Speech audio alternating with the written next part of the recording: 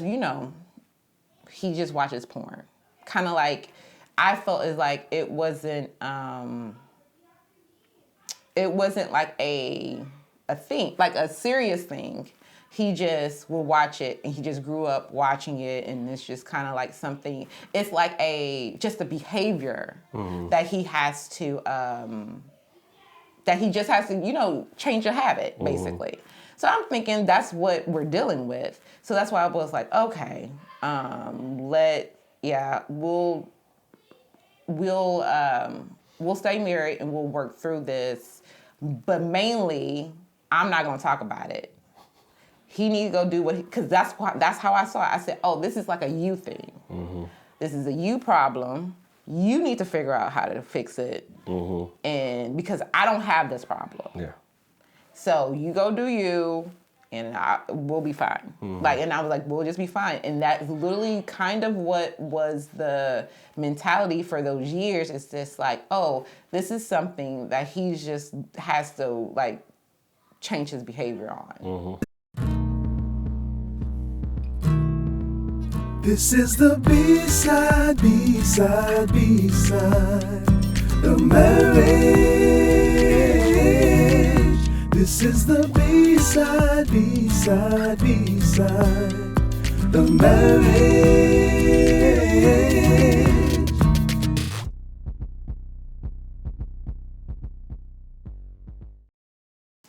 Hi, and welcome to another episode of the B-Side of Marriage podcast. I'm your host, Rashonda, and this is my husband and co-host, Jason. And here at the B-Side, we talk about everything related to marriage. The good, the bad, the real, the A, and the B-side. So if you're joining us on YouTube, please be sure to like, comment, subscribe, follow all the things. And if you're listening on any of our audio platforms, please be sure to do the same. As well, follow us on Facebook at The B-Side of Marriage and on Instagram at B-Side of Marriage. So y'all, we're just gonna pick up where we left off. Part 2, y'all. Part 2. And if you didn't watch part 1, we suggest you stop and go back before listening to this. Yeah.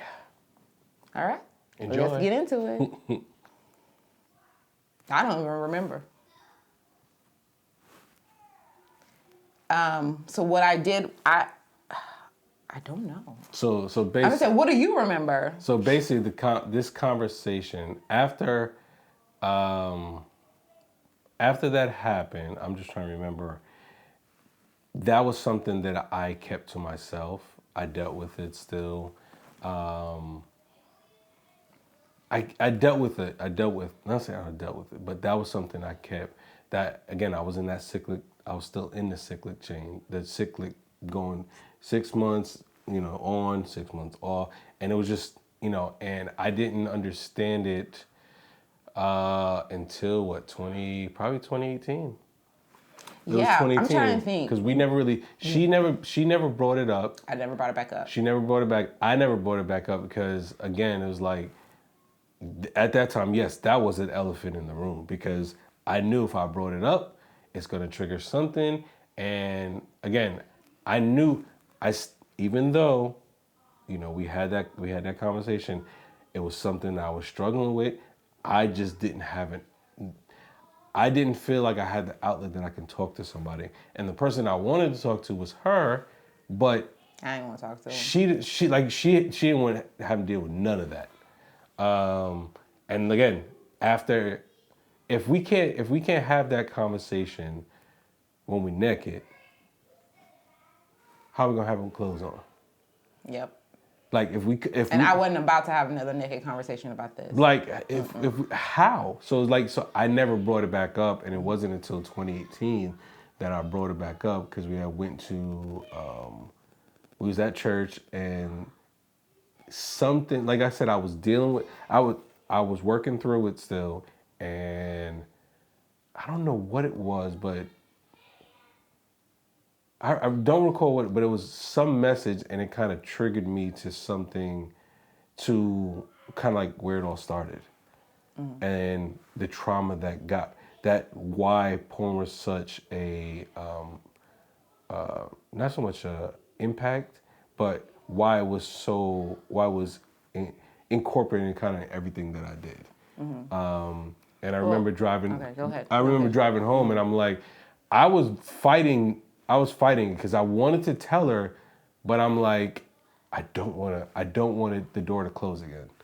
So I was like, we're just driving, and then I remember you was like, so how was service for you today? And I was like, I don't. I was like, I want to tell her, but, and then I told her in the car. Mind you, the kids were in the back, and I kind of told her in the car.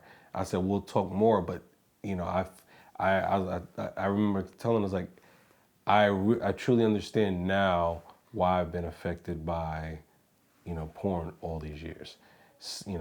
Something was triggered in me today, and I understand what that was. Okay, so before we go there, let's talk about those years. Okay. Because we were, so what was that? That happened in 2007? No, that happened in 2010. It was in 2010 because we was married it was 2011 because we was married 2 years at that time. And that. No, we didn't have Aiden yet. No, so it was 2010 then. It was 2010. So we didn't have Aiden. Okay. Yeah, it was 2010. So that's like 8 years. Mm-hmm. Like, let's just talk about what happened in those 8 years. Like, what were we doing? So, apparently we stayed together. We stayed together. But I would say, from my perspective, I said, I was like, I'm going to stay married because I felt like he is a good guy. I had to, in that time, try to educate myself on what it was, because this was the deal. Because the way he had said it was like, he just watches porn. Kind of like, I felt as like it wasn't like a thing, like a serious thing. He just will watch it, and he just grew up watching it, and it's just kind of like something. It's like just a behavior that he has to, that he just has to, change a habit, basically. So I'm thinking that's what we're dealing with. So that's why I was like, okay, we'll stay married and we'll work through this. But mainly, I'm not going to talk about it. He needs to go do because that's how I saw it. I said, oh, this is like a you thing. Mm-hmm. This is a you problem. You need to figure out how to fix it. Mm-hmm. And because I don't have this problem. Yeah. So you go do you, and we'll be fine. Mm-hmm. And I was like, we'll just be fine. And that's literally kind of what was the mentality for those years. It's just like, oh, this is something that he just has to change his behavior on. Mm-hmm. But it truly, now looking back at it, it truly impacted our intimacy and our sex life. Yeah. Because me not wanting to talk about how that impacted us made it really interfere with our connection. Mm-hmm. But I also too was like, I don't want to be vulnerable enough to open up to how this is impacting me. I didn't want him to know that he had really destroyed me in a way. Destroyed, I shouldn't say destroyed me, but destroyed a piece of me and what I wanted our marriage to be. Correct. And then also too, to that point is like, because I was like, look, dude, tell me whatever, I don't want to be surprised. Mm-hmm. Like, tell me all the things. And so then I felt like this is a surprise. I'm like, okay, so this is a behavior thing. You go fix it. You fix it. Mm-hmm. And I'm going to ignore it. And we'll be fine. And that's kind of what, that's kind of what it was. Like, I had to, and as those years, as we went through those years, I had, I was able to talk to certain people, like your dad, You know, like I had tons of conversations with her dad. Like, you know, me and her dad used to have conversations at night when everybody's asleep. So we'll be up, you know, from like 11 to like 2 just talking. So it was in those times that I was able to talk to her dad, and her dad to give me some, you know, some wisdom, some nuggets and stuff like that of how I can identify the why and be able to, you know, work through it. Because, you know, and like I said, so, and it really wasn't until like 2018 where it, like all of it started to click. Like the stuff that her dad said, as well as the things that I heard when we got married, and the things that I wanted to, like, I wanted this to change because it was something basically, and I'm trying to remember. Bringing porn into your marriage is basically like bringing someone else into your bedroom. Yep. But this person in your bedroom is like, and I guess I'll say it like this: is somebody that if your spouse doesn't know, it's like you're hiding somebody under the bed. So when she leaves, it's like, okay, come on out. Like so, but you're bringing an additional entity into your bedroom. So again, for me, it's like, I guess I'll say it like this. You know, after we had that conversation, when I went through my I wouldn't do it in the bedroom. I would go somewhere else. Like, because that was my weak mentality of thinking like, okay, if I don't bring it in the bedroom, it's not in the bed. But it's still in the house. Like, it's not like, just because I moved somewhere. There. Yeah. That's what I'm saying. Just because I moved to somewhere doesn't mean that, you know, that you know, you kind of eliminated. But then, like I said, I guess before I continue, is there anything else you want to talk in between that time? Yeah, yeah, it was really weird. I would say our marriage was really weird. Like, it was like, I felt like on the outside, I think we did a lot of, like, we showed up well to others. At home, it wasn't like there was any animosity around it. It was just like around our intimacy and our connection, it just was not, honestly, I felt like it wasn't sincere. It wasn't sincere and really vulnerable and transparent. Yeah. Because like I said, I wasn't willing to open up myself to that. But it was like, but being that I'm a wife, well, and so this, okay, so then I'm gonna tell y'all exactly what was going through my head. So it was like, so then I felt pressure. So I'm like, okay, so now I took on these expectations that he never put on me, but this is what I felt. I felt like, oh, I have to give him sex often so that he's not tempted. If he ever initiates, I can't turn him down, regardless of how I feel. I can't turn him down because I don't want him to go. I was still traveling. Yeah. Well, I was ending the travel, but Yeah. I was travel. So every time I would be out of town, I'm thinking to myself, I wouldn't dare ask, because if he said yes, I'd be like, I probably would have divorced you. So that's why I didn't ask. I'm like, I'm not gonna ask questions that I don't already know the answer to. Yeah. So, but I'm like, when I'm traveling, I'm sure he over there doing whatever he doing and watching whatever he watching or whatever. So I was just like I said, every time I had these thoughts, I would let these thoughts build up like here's another brick. Here's another brick. It's just solidifying this wall that because I got to protect myself. And I think that's kind of how we were navigating that time. It was just like, oh, okay, yeah. And then, but I'm still going to be reserved. I'm still going to be, I gotta keep this protected, right? And I'm still working on my fights. Remember I told you about how I had that sarcastic tone? And I'll be trying to go for the jokes. So if we ever were in any kind of like disagreement or whatever, better believe I'm below the belt each time. Pow, pow. And I was just like, then I'm like, I don't know why I thought that was gonna be the way for us to get through this. Yeah. But that's what I was like, because at the end of the day, what you're not gonna do, you're not gonna make me look silly. You fooled me once, you ain't gonna get me again. And so I'm like, yes, so we're having a disagreement. I'm hitting below the belt. I'm using that as just blah, blah, blah, blah, blah.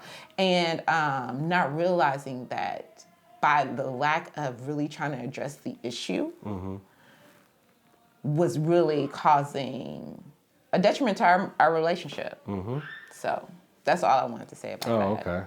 Yeah, no, it was, and again, I laughed because, like, everything you're saying, I was just kind of, like, it kind of just flashed in my head because that's literally what it was, you know, and it was, it was, like, the intimacy, and I won't say it was bad, but it was to the point where it was like, you know, I didn't want to say certain things to her because I'm just like, you know, she'd be like, all right, come on. And I'm like, how is that? Like, in my head, I'm like, I'm trying to work through this. I'm trying, but what you're doing, like, you saying, come on, let's do it, is basically infusing what porn is. And I'm just like, I don't, like, and, you know, we got into it, was like, I don't, no, I'm good. And she's like, what do you mean? I was like, no, I don't want that. I'm like, come on. I'll be I like, already know no. you been going. Yeah, I didn't want that because thing. literally what by her doing that literally triggered, oh, this is porn. Like what happens in porn. And I'm like, but that's not what I'm trying to get past this, but you're again, that's why I never wanted to say or bring it up. I was like, you're bringing it back up because this is exactly what it is. Somebody walks through the door, bam, bam, bam. That's literally what you're having me do. No. And I'm just like, so like those times I was like, nah, I'm good, good night. And I just roll over. Yeah. Because I'm like, that's not, I was truly trying to, you know, correct this, you know, thought process, these triggers, but she was bringing the triggers back because of how, you know. Because I was triggered. Yeah. That's what I'm saying. This was a cluster. Because I'm like, oh, every time like we're in the, every time we're having relations, is he comparing me to something he done seen? Or is he wanting to do this not because he's trying to connect with me, or he's just trying to reciprocate, or, you know, reciprocate something that he's seen, or, you know, whatever. Yeah. So I'm like, I can't trust, basically, this was what was boiling down. I can't trust you, you can't trust me, and here we are. And let's raise a family. And like I said, we, you know, having kids in the middle of all of this stuff. Yes. Like, so, yeah, it was. Right, because like I said, on paper, we showed up great. We showed up great. We were still active in our ministry and in the marriage ministry. And what we were saying was not wrong. But when it came to like sex and intimacy, we never volunteered for those. Oh, we never did. No. We were like, we got such and such to come. Yeah, like, and even in the sessions itself, I would take a lot of notes because I'm like, okay, these are the things that we need to put into action. But I'm like, but how do I tell her this? Like, and that's, but I had, like I said, I had the things we can do to put in action, but how do we get on one accord with this so we can actually incorporate this? But I couldn't bring it up. Like I would, even in like the times where I'd be like, no, this, you know, like, when I would roll over, that's where I would kind of throw those little things in there. Yeah, but wrong time. Yeah, because I didn't know how any other way to infuse it in because we didn't talk about it. Yeah. So. Yeah. We didn't talk about it because I think, one, we didn't know how to talk about it. Yeah. Two, I was still processing because like I said before, I thought this was just like a behavior thing, like, oh, then just don't do it. For me, I didn't understand. I'm like, oh, I don't like it. Why can't you just not do it? All right, so before you go there, the other thing that we didn't talk about, like we said, it was 8 years in between there. But when you experience things the way we experienced in our marriage, not things in our marriage, but things that kind of happened after. I kind of wanted to say that so people don't think it's like we just didn't we didn't talk through it or work at it for 8 years. Okay, because we had things that came up. Okay, so like I said, we had a kid. We had our oldest. Then we had a miscarriage. Then we had our daughter. No, wait, no. Yeah. My mom passed. My aunt passed. We had our daughter. Her dad passed. Two of our uncles passed. My grandmother passed. My godmother was in the hospital because she had bleeding in her brain. Yeah.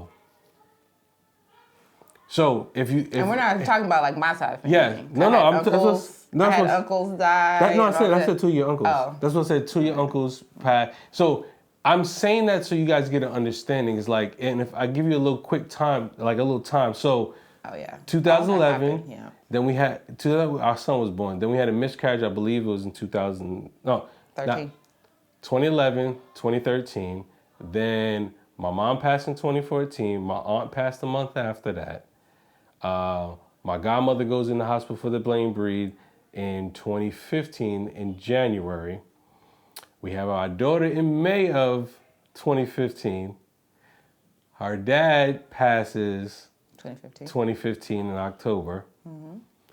Then we go into 2016. No, wait. We got pregnant. We got pregnant. Then it was Uncle Howard. Then it was your dad's brother. Oh, Uncle Andre. Uncle Andre. My grandmother. Okay. So I'm giving you kind of, then our last son was born. Okay. So as you can see, that is 6 years of us just doing life, having to, Right. No, that's a good point. having to do that as well as us trying to still work on this. So it wasn't like we just went dormant and didn't do anything. That's a good point. We had a lot of activities going on. that was going on during this time. Actually, and we had careers. Pops passed away too. Yeah, so we had career changes. Yeah. And so all the things. I want to add that in there because I didn't want people to think like, we just stopped talking about we didn't do. No, we literally had life we had to deal with, and even that little stretch from 2014 when my mom passed all the way to the big. I would say the middle of up until my son was born in 2016. Like, we lost a lot of people in our family. And it wasn't just like people that, that's family. No, it was like people that we was close with. Yeah. So it really affected, our marriage and how we had to, we every time we thought we was grieving, then somebody else passed. And we just kept going and having to keep going. So us conversating about this was not like high. It wasn't a high priority. It wasn't a high priority because we was just trying to still move and do things to take care of our family, take care of each other, take care of, her mom, like all these different things we was trying to still do. Yeah. So that was kind of like, that was pushed on the back burner. And then that's where we come to 2018 when when stuff started to, I don't want to say slow down, but we was able to actually really sit down and identify it. So, and then well, I think, yes. So what I didn't realize, before I go to your point, what I didn't realize was that this was an addiction. It was a consistent, because it was like a comfort, like it was a reaction. It was it's just something that was a part of his life that I didn't realize was that had a significant hold on him. And I would say until I think it was dealing with all of that, like dealing with all the loss and realizing that because I even told myself, I don't want to just be together to be together. And I don't want to be together because we have experienced all of this life together. Like, I want us to really be there for each other and really have a meaningful and deep connection. And I think we started having different conversations. Because when you start losing parents and you're raising kids, and this is probably where I'm gonna start crying. But that's a lot. So yeah, so it wasn't the issue. It's the thinking about it and the holistic of it all that caused me to cry. But anyways, so I was trying to like, I'm not gonna cry, I'm gonna be good. But anyways, it is all of that. And so we started having different conversations. And so then, and then 2018. Yeah, so, and then like I said, when that happened in 2018, when I got that trigger of understanding like where it all comes from, again, this episode is not, kind of to like point out like, where that trauma came from, because that's right. That's a whole. One. I would say it's a whole different thing, but I'm through that. I'm past that now. So I don't need to, I've been delivered from that. So it's not something I have to keep bringing back up. Yeah. But for me, during that, when we started to have those conversations, even when I brought it up to her in the car, it was different because like when I said it, I felt she heard what I said this time.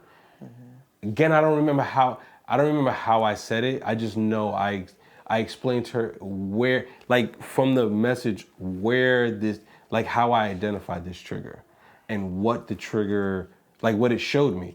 So, as we drove home, we had more of a conversation, and it was from that time that I really I did the work even more.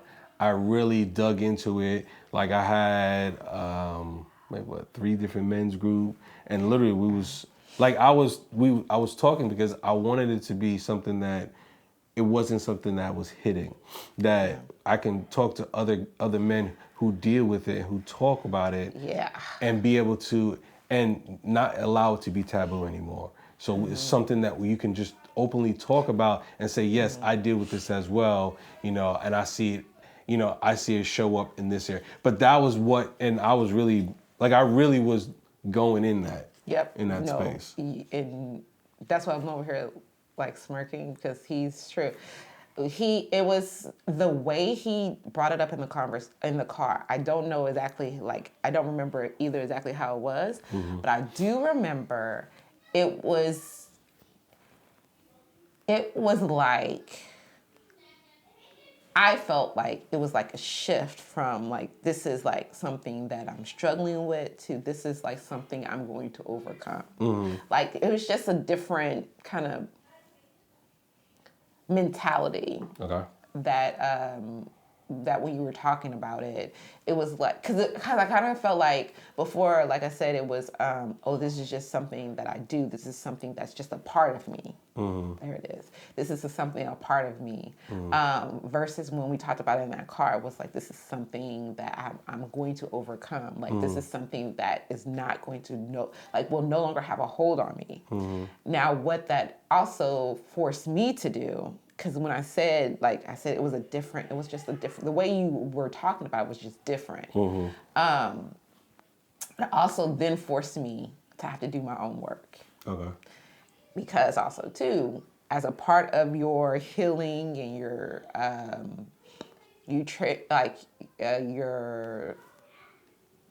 the way you were going to overcome it, caused you to also have to share. Oh no, here we go again. Honestly, initially I was like, I'm going to support him, but then I'm like, oh no, here we go. It's the retreat all over again. Yeah. This is me having to show up in an area that I'm not equipped to, and I don't know if I don't want to be associated with it. But how can you be supportive and not be associated with? So that's kind of was like, okay, so he's gonna tell people, so people gonna know because he married to me, so people gonna know. This is something. Look, this is what we've been dealing with. Yeah. And so I'm like, oh, what am I gonna say? Yeah. It's easier, I feel like, for you. Well, I shouldn't say it. I felt as though you had a community. Like when people say, especially now, because especially in church, it's getting more, it's becoming less of a taboo because they realize how, the world has contaminated sex and perverted it and all the things. So now more people are stepping out and boldly saying, this is what I was addicted to, or this is what I struggle with, but this is how I'm going to overcome. And so I felt like you had an accountability group. Yeah. Like you had people to like, oh yeah, me too, this is how. But there wasn't anything for the spouses. No. So I'm like, okay, that's great. And I was like, that's great. I really do feel like we're in this place because you had those outlets. But I'm like, what am I going to do? Who am I talking to? Talking to myself. Because none of the spouses who had, partners who were dealing with it, dealing with porn, were as vocal. Yeah. It was always like, oh, my spouse struggles with porn. Okay, but what are you doing? Yeah. Like, how are you getting through? Yeah. And so I kind of felt like I had to do my own self-work and like really like work through it, which was very tough. Yeah. Because I didn't know where to begin or what to do. So yeah. And then I believe it was in 2019. Where I don't know no dates. No, it's like sometime in 2019 is where I met an alcoholic, and that's when it all really. It might have been 2018. I feel like it was the end of 2018. It was okay, but I met somebody alcoholic, and I just had a conversation with him, and realizing, understanding that what I actually had a porn addiction, and I took it as the same kind of like. I don't get, what do they get, coins or something like that. I didn't. But it's like after so many days sober. Yeah. So, but I made it a point that that I kept track of that, the amount of days that I've been free from it, and like I said, I continue to this day to do that because I know it has affected me I'll say more than most of my life because. It's almost 30 years of my life, 30 something, about 34 years of my life probably it affected. No, I would say 34 because I had a baby, it didn't affect me. But about 30 something years it affected my life. So, I still keep track of it. Like even now it's like it's 1,603 days right now. So. Yeah, and I think I feel like that was a turning point because then I started to. Honestly, that's where I initially started to get my support from. Like, okay, so people who have spouses that are addicted to whatever, I mean, alcohol, any kind of addiction, how do they support their spouses? And so I'm like, okay, so then I was like, that's how I can. Also, too, I realized that this wasn't a Jay problem. This was something that Jay struggled with. But this was impacting us, and that I had to come alongside him to for us to both be able to overcome it. Yeah. Because, like I said, it was still that hurt, that trust. Is like I can trust him with everything, but, and I didn't want to have that, but. Yeah. I was like, I want to be able to trust him, and so then we started to do it as a. I started to support him. As though as it was an addiction, and then also too, it allowed like this community that he's built. It allowed him to be able to truly be honest, because y'all, I mean, yes, we're one. Yes, that's my husband, but everything I don't want him to share everything with me. You know what I'm saying? Like, because also too, I'm still trying to heal. I'm still trying to recover.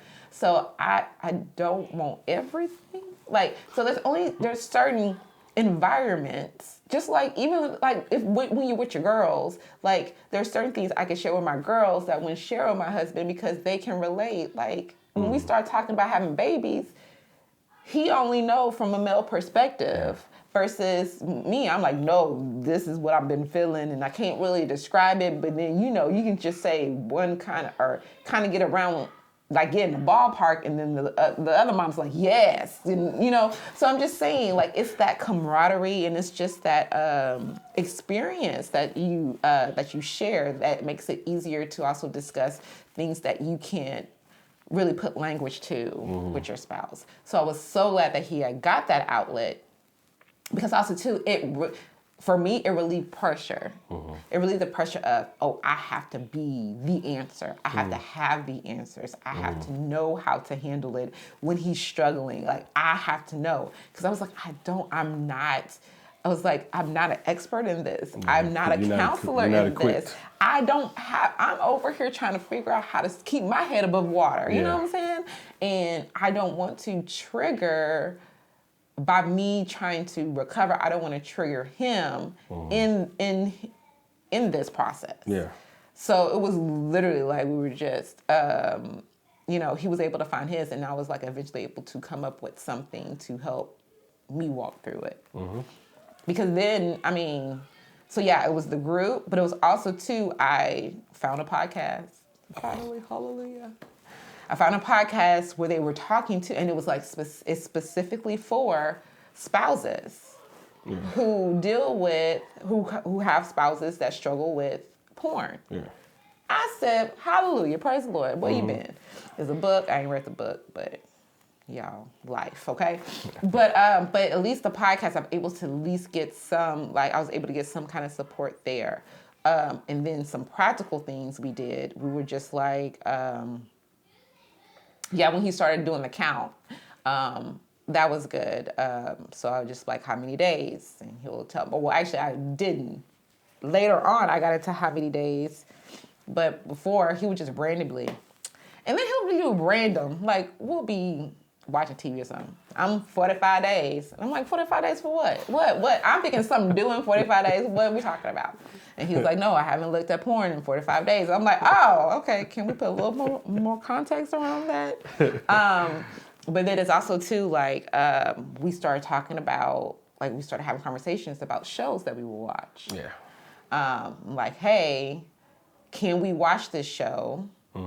Or if there was a show that I wasn't comfortable with him watching, I was just like, hey, can you not watch that show? Or if you're gonna watch the show, can we watch it together? Yeah. It was certain things that we practical things we would put into place. Yeah, there was a point where I didn't watch certain shows because it was too graphic, for my I don't say graphic, but it was too much for me. Your mindset, for my mind. So and that was one of the safeguards that was put up too, because now not only was I able to say, okay, I can't watch that because of that, but then, even she was confirmed, would you be able to watch this? Or no, I don't want you to watch it because it has it. So it was like I had, that accountability even with my spouse, and she didn't put me in a position where I had that would take my mind back into that space. So we were able to actually start talking about it in a healthy way. That's for sure. Because even because we always have our phones, and we know how much stuff is so easily accessible via phones. Oh yeah. And so some point it would, but especially earlier on, I'm like, hey, can I see your phone? What are you looking at? You always got your phone, whatever. And then what else about the phone? I would say, can I see your phone? Or I'll just eat. And then it got to a point where I wanted to see what he was watching or looking at. It was just you have your phone in your hand a lot. Can you put the phone down? Yeah. Because it might not be you're looking at something, but it's also too very easy, and you're becoming more comfortable with the phone, having a device in your hand all the time. I just don't want you to continue on. Yeah. So anyway, so it's just hey, maybe we need to not have our phones whatever, and we put safeguards around time around that, or just hey, we're gonna fast from phones at this point in time or whatever. So and then even just we did it where we get in the bedroom, we won't be on our phones. Right. We put our phone on a charger, and don't touch it when we get in the room. So, Yep. but yeah, it's still a process. I say it's still a process because again, being that, and now that I think about it, being that all the life that we had to deal with, we're still working through that right now. Because again, certain things trigger me, and that's why I not say I react, but I don't do something because I don't want to have that trigger, if that makes sense. No. No. I was trying. So say that again. Maybe say another. Yeah, So, just say it again. Okay. So I don't do certain things because my mind goes to me getting triggered, and I don't want to, and I don't want to be triggered. Yeah. I don't want to go down. So I won't do something knowing that there's a possibility that I can be triggered. And then So I don't and do start it. the cycle. And that affects us sometimes because I won't initiate or do anything because I'm thinking of the trigger. So. And also too, because 2018, but that's still 2018. Like we had so much marriage before, like dealing with it and dealing. I would say dealing with it in an unhealthy way versus now dealing with it in a healthier way. But you still have to overcome that. Yeah. And so that's still it can easily be triggered again because the word. Words hurt. Words, that's why it's so important to watch your words. Yeah. And so I can see how that can easily happen. Yeah. Because, words stick with you much longer than actual physical things can. But it is something that we still do. I feel like now, well, like I said, we are able to have healthy conversations around it. So even if it's I wouldn't say that I'm triggered.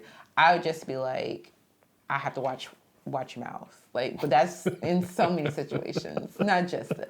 But for me, it's watching my mouth, but also just bringing it up if I feel like there's, if there's anything going on, I'm like, hey, what's up? Are you tempted? What's going on? Yeah. It's okay. We're now able to have these conversations around temptations, frustrations, all of that, to the point where I don't,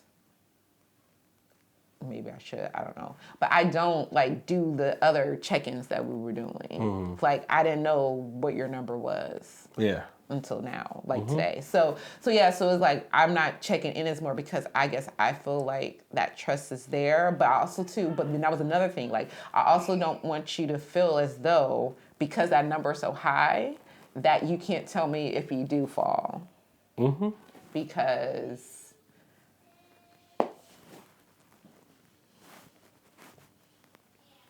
I can't say anything else.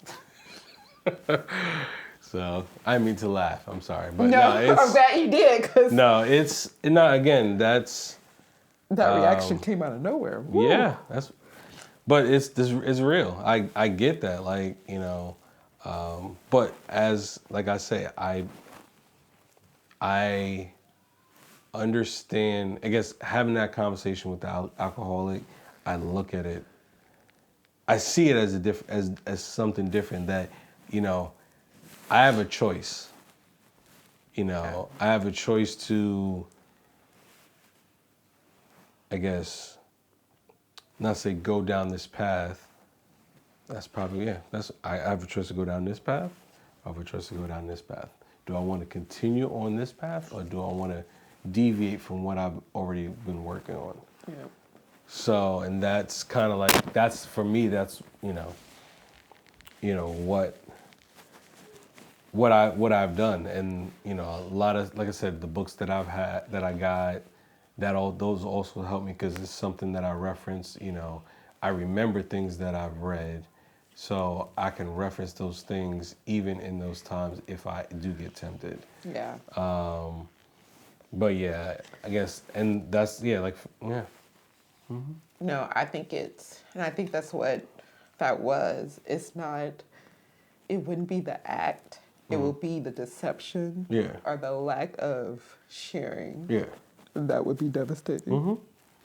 No. Because we're all human. Yeah. You're going to make a mistake or whatever, but it's the way we handle it. Correct.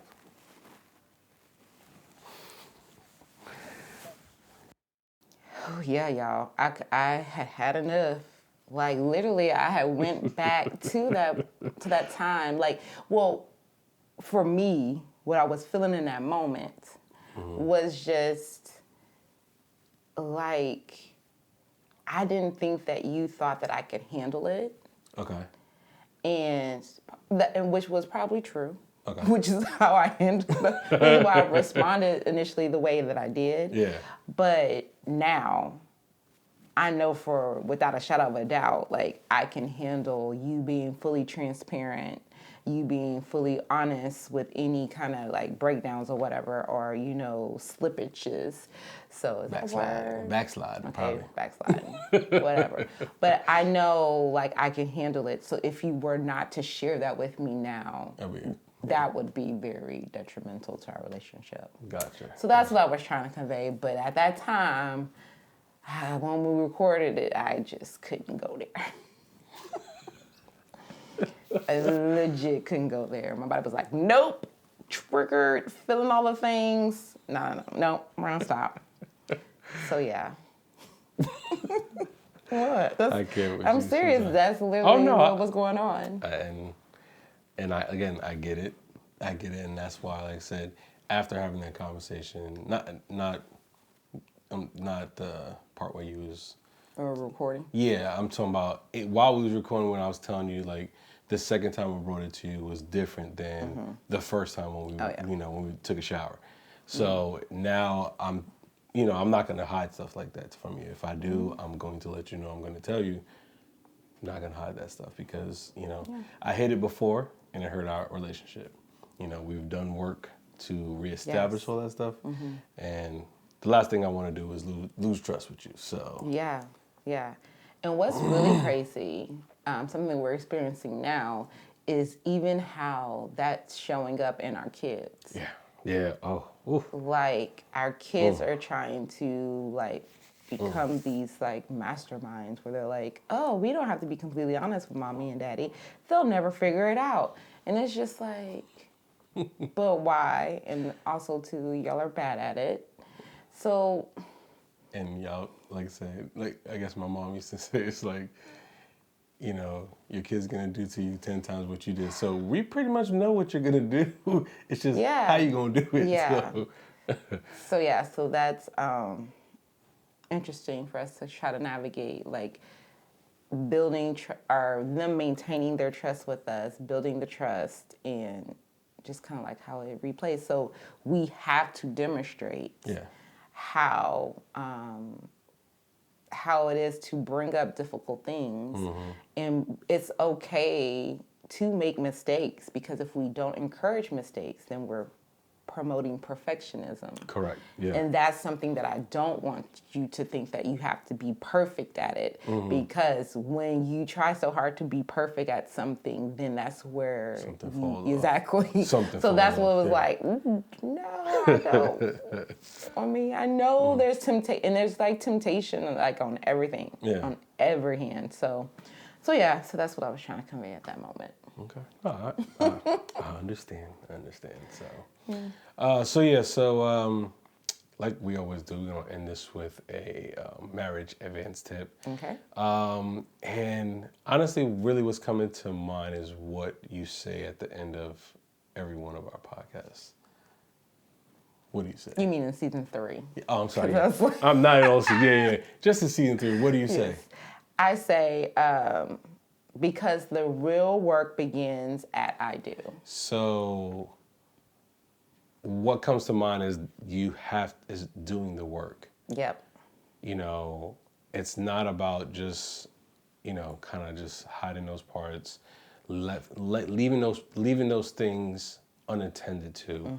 But you actually have to do the work for those things that, if it's I'm not gonna say disease, but if it's alcoholism, if it's pornography addiction, if it's drug addiction, you have to do the work, and it's not like, like you said early on, it's not just me doing the work, it's you doing the work to be able to be Right. there, to be able to, one, not so much get an understanding, but how you can be that support for, for me or, for your spouse. Yeah. So yeah, it's like I said, we all have to continue to do the work, to continue to, if it's losing trust, to rebuild the trust. Yep. If it's, it can be in all aspects of your marriage, but you have to continue to do the work. I agree, because like when you do say I do, that's when you actually are accountable to making your marriage work for not just the husband or the wife. It's like literally for you guys together. Correct. What is going to work for us? What do we need to build? Like, what skills do we need to build in order for us to have like the relationship that we want? And then God created us. And then God, yes. So literally, the work begins after you say I do, because that's when you really honestly starts to see the true colors of the person. Yeah.